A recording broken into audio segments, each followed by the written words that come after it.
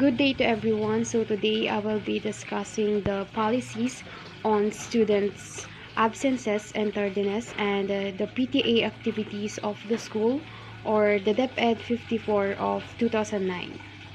So good morning again. Now let's start to discuss the policies on students' absences and tardiness. Of course, tardiness is defined as being late by not adhering to an established time schedule. In school, tardiness is defined by arriving after the first bell of the day or the bell indicating the start of the class. Attendance issues have always been a problem placed on teachers in the 21st century. Addressing attendance earlier should be a priority for teachers and other education professionals. Previous research focuses mostly on full days absences, not tardiness, early dismissal. Monitoring student attendance allows teachers to identify their students who need support at an early stage and put in place measures to help them continue their studies.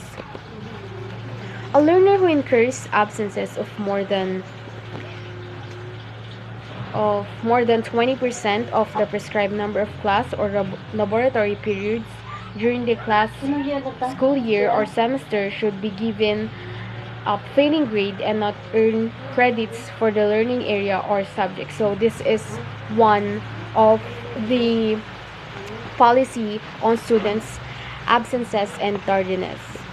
Furthermore, the school head may, at his or her discretion, and in the individual case, exempt a learner who exceeds the 20% limit for reasons considered valid and acceptable to the school. Habitual tardiness, especially during the first period in the morning and in the afternoon, is discouraged. Teachers shall inform the parents or the guardian through a meeting if a learner has incurred 5 consecutive days of tardiness. So we have here the DepEd order number 8. It is an ongoing process or identifying, gathering, organizing, and interpreting quantitative and qualitative information about what learners know and can do. So, here are the DepEd Order number 8, 2015, Policy Guidelines on Classroom Assessment for the K-12 Basic Education Program. Number 1, Theoretical Basis. We have the classroom management. Classroom management is a joint process that involves both teachers and learners. Appropriate assessment is committed to ensure learners' success in moving from guided to independent display of knowledge, understanding, and skills, and to enable them to transfer this successfully in future situations. This view of assessment, therefore, acknowledges the unity of instruction and assessment. Assessment is a part of day-to-day lessons and extends the day-to-day classroom assessment or activities. So what is classroom management? Classroom management, it is an ongoing process or identifying, gathering, organizing, and interpreting quantitative and qualitative information about what learners know and can do. So we have 2 types of classroom assessment. Number 1, so we have the 2 types of classroom assessment. Number 1, we have the formative assessment. May be seen as assessment for learning so teachers can make adjustments in their instruction. It is said here that it is characteristically informal and is intended to help students identify strengths and weaknesses in order to learn from the assessment experience. Formative assessment may be given at any time during the teaching and learning process. It is also a way to check the effectiveness of instruction. Number 2, we have the summative assessment. May be seen as assessment of learning which occurs at the end of a particular unit. We have the components of summative assessment. Number one, written work ensures that students are able to express skills and concepts in written form. Number two, letter B, performance tasks allows learners to show what they know and are able to do in diverse ways. Letter C, quarterly assessment measures student learning at the end of the quarter. This may be in the form of objective tests, performance based assessment, or a combination thereof. Now, let's talk about the DepEd Order number 54 series of 2009 also states that all PTA activities within the school premises or which involve the school, its personnel, or students shall be with prior consultation and approval of the school head. The said order further stipulates certain prohibited activities for the PTA, including engagement in any partisan political activity within the school premises. PTA stands for Parent Teacher Association. It is a school-based organization with a mission to make the school a better place for children to learn. The PTA shall serve as a support group and a significant partner of the school, whose relationship shall be defined by cooperative and open dialogue with stakeholders to promote the welfare of the students. They do the financial matters. Such collections shall be made by the PTA subject to the following conditions. So we have some conditions here in financial matters.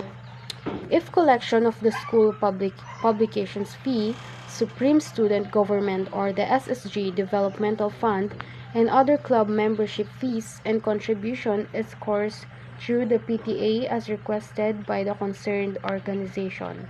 The amount collected shall be remitted immediately to the school, SSG, or other student organizations concerned on the day it was collected.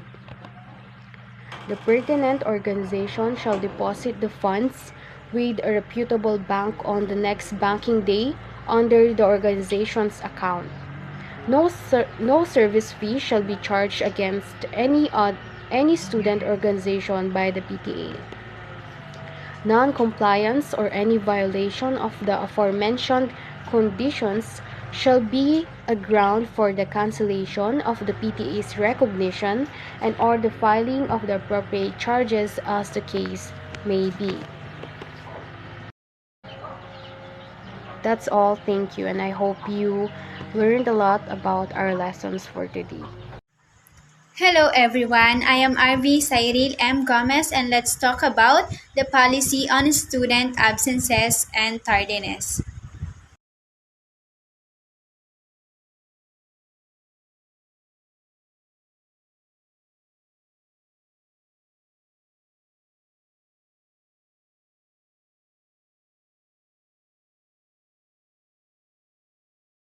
Attendance policy that outlines the expectation for student attendance. This policy may specify the number of allowable absences, the procedure for reporting absences, and any consequences for excessive or unexcused absences. Excused absences. Excused absences are typically granted for valid reasons such as illness, family emergencies, religious observances, or school-approved activities. The policy may outline the process for obtaining excused absences, such as providing a note from a parent or guardian. Unexcused absences are absences that do not meet the criteria for unexcused absences. Schools may have consequences for unexcused absences, such as warning, additional assignment, or disciplinary actions. Tardiness policy. Schools also typically have a policy regarding student tardiness. This policy may specify the acceptable time frame for arrival, the consequences for repeated tardiness, and any procedure for documenting and reporting tardiness. And the last one, make up work. Many schools have guidelines for make-up work when students miss class due to unexcused absences. These guidelines may include a time frame for completing missed assignment, the procedure for obtaining missed class, materials, and any limitation on the availability of make-up work for unexcused absences.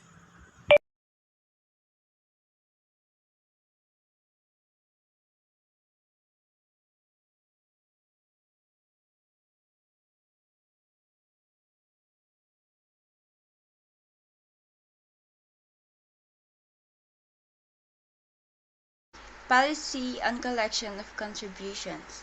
This policy is made due to the cognizance of the need of an organization for adequate funds to sustain its operation. This collections is made to a duly recognized PTA, which is the PTA treasurer, that collect voluntary financial contributions from members, which is the parents, and outside sources to enable it fund and sustain its operation and the implementation of its programs and projects exclusively for the benefit of the students and the school where it operates. The PTA's programs and projects shall be in line with the School Improvement Plan or the SIP.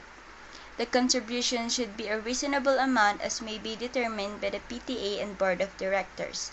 Non-payment of the contribution by the parent member shall not be a basis for a non-admission or non-issuance of clearance to the child by the school concerned.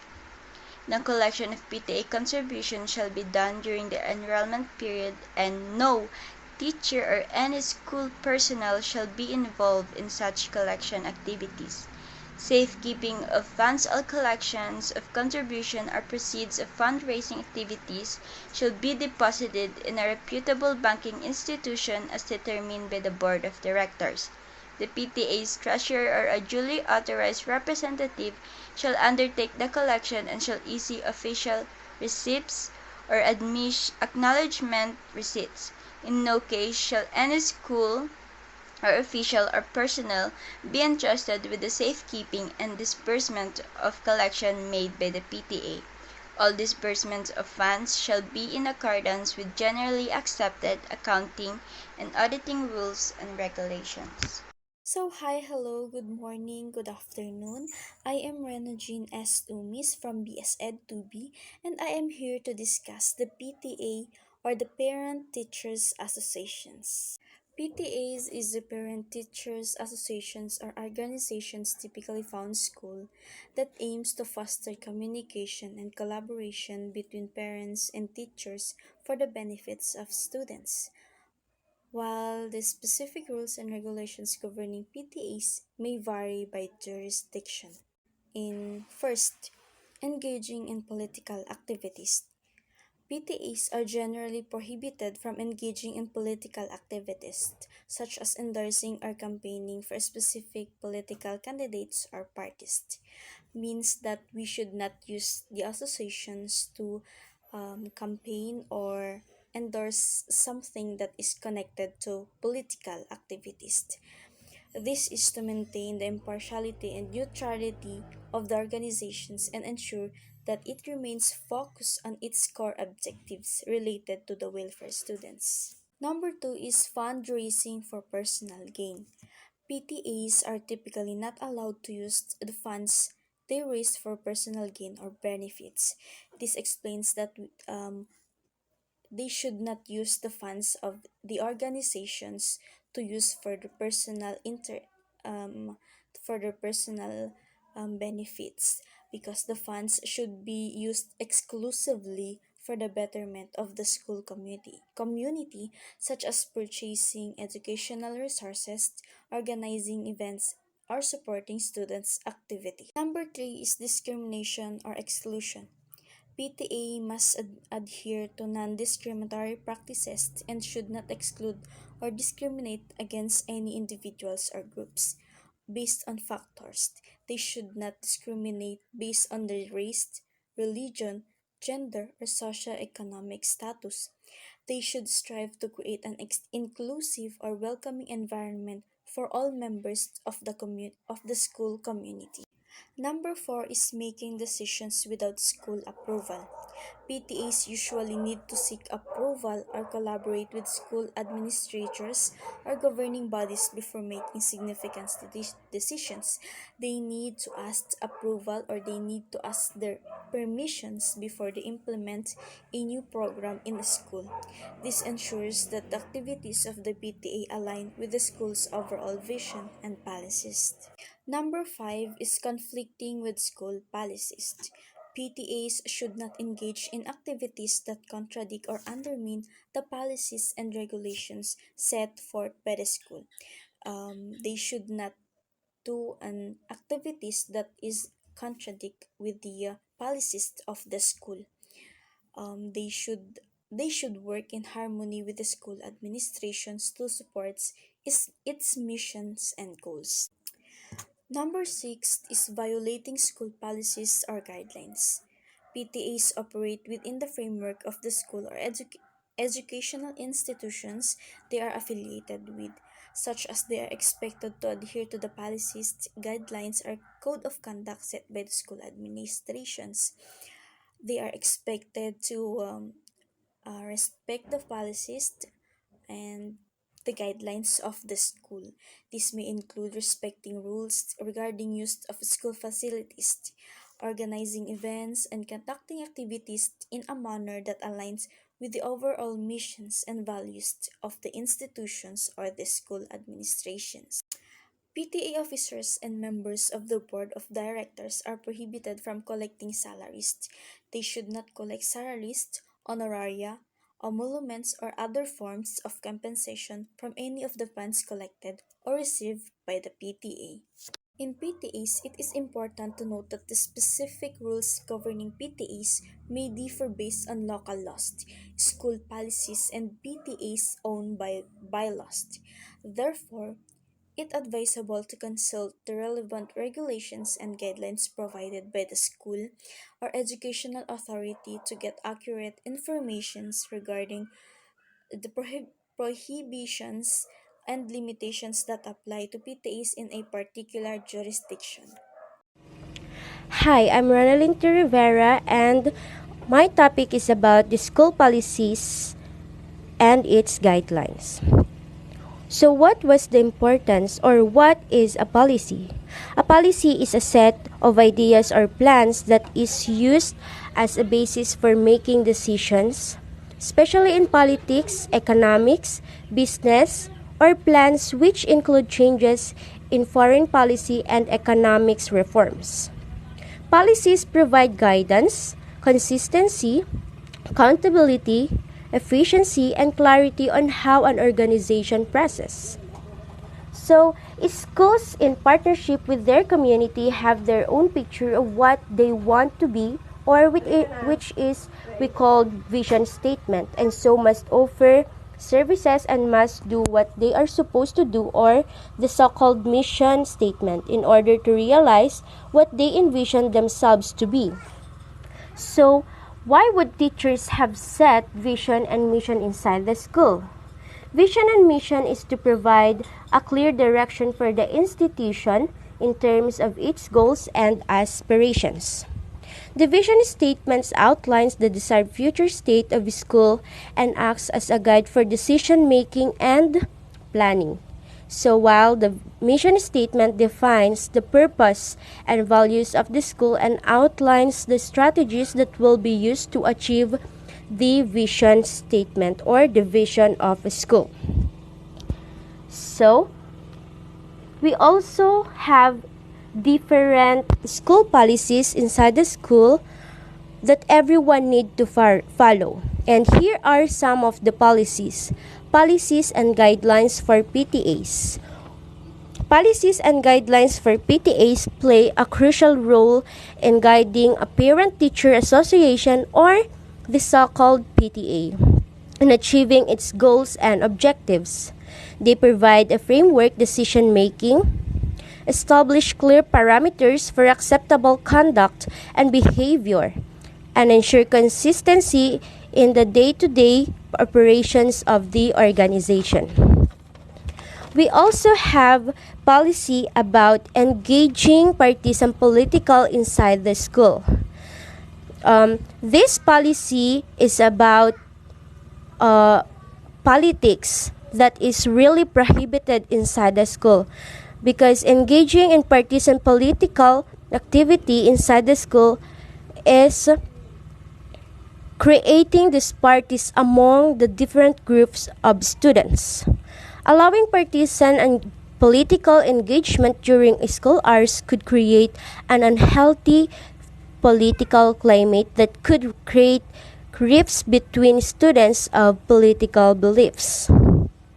We also have policies about grading system inside our school. Policies in grading system is very important because having clear and consistent grading policies helps to ensure that all students are evaluated on the same standards, which helps to prevent any bias or favoritism in the grading system or in the grading process. Additionally, clear grading policies can help motivate students to learn and improve more their performance, as they know what is expected of them and what they need to do to achieve a certain performance or a certain grade. And also, inside the school, we have also the policies on the attendance. Policies on attendance in educational institutions are set to ensure students attend classes regularly and do not miss out on important learning opportunities. Regular attendance helps students meet the academic expectations of the institution and maintain satisfactory performance. We also have the no ID, no entry, and the uniform or the dress code of school. Inside the school, it is very important to have policies on IDs and uniform or the what we call dress code. No ID, no entry is implemented to ensure the safety and security of all students and staff. Uniform or dress code policy is implemented to help to establish a sense of discipline and orderliness among the students, creating an atmosphere of professionalism and respect. It also avoids dissemination. Yan naman ni Prince. Also avoid dissemination caused by differences in socioeconomic status or fashion choices, which can lead to bullying or exclusion. So, policies and guidelines inside the school is very important. Implementing policies in schools. First is policies are intended to ensure that schools perform and they have envisioned for themselves. There are policies that comes from the authorities above the school, since the school is a member of a bigger organization or system, but schools are also empowered to formulate their own and policies to address their concerns speedily, provided they are not contrary to policies that comes from above. School policies are effective when they are formulated with the participation of the members of the school and community, as this develop sense of ownership, which ensures implementation of the family. Disseminated for the information of the entire system, school and community, and must be understood correctly and clearly. And last is policies set orders in schools. The absence of clear-cut policies may court chaos. As it is stated in the takeaways, policies play a vital role in the smooth functioning and development in schools and in any organizations. Proper implementation of rules and regulations, school provides clear guidelines to the student, teachers, and staff. Policy implementation helps maintain discipline, order, and manage student behavior. It also creates a safe and secure environment. So hi everyone, I am Camirus F. Palanya, and today I am going to discuss to you the key takeaway in chapter 11. So the first one is that policies are intended to ensure that school perform as they have envisions for themselves. So policies in a school serve as guidelines are rules that outline the expectation and standards for various aspects of school operations. They are designed to help schools achieve their goals and to maintain consistency in decision making and practices. So, for example, in my school, or in Nueva Vizcaya State University, to be specific in Bayombong, we have there our policies that the students and even the teachers must follow. So as we can see, policies are created or made so that the goals of NVSU must so that the goals so that they will be able to achieve their goals, like in NVSU Bayombo. Number 2, policies can come from authorities above the schools. Schools are often part of a larger organization or educational system, such as school district or government department. These higher authorities may establish policies that schools must adhere to. These external policies provide a framework within which schools operates and ensure uniformity across the system. So as you can see, not just the school have the authority to create their own rules and regulation, but sometimes the government is also creating one for them. And I believe some of the examples here is that schools should not entertain students that are drunk, or the no smoking policy, or the no drinking policy. And I believe that is one of the example that the government is implementing to all schools, not just here in Solano or not just here in Nueva Vizcaya, but to the world, or to all schools, right? So number 3 is that schools can formulate their own policies. So in number 2, it says there that the government are also allowed to create a policy for the schools. But at the same time, in number 3, it says here that schools can formulate their own policies also. Okay, so while schools must follow the following, while schools must follow the policies set by higher authorities, they also have the autonomy to develop their own policies. This enables them to address specific issues or concerns that are unique to their school community. However, these school-level policies should not contradict or conflict with the policies set by higher authorities. So, in my school, or in Nueva Vizcaya State University, the schools also created their own policy. And for example is that you are not allowed to eat inside the classroom. And you are not allowed to bring any snacks from the outside. So, and I think, and that's one example of the number 3, that schools that schools can also formulate their own policies. This is for the betterment of the studentry also. Number 4 is that participation of school members in policy formulation is important. So when schools involve their staff, students, parents, and other stakeholders in the process of policy formulation, it fosters a sense of ownership and commitment. This involvement ensures that the policies are relevant, practical, and reflective of the school values and needs. When making people feel included in the decision-making process, they are more likely to follow and implement the policies effectively.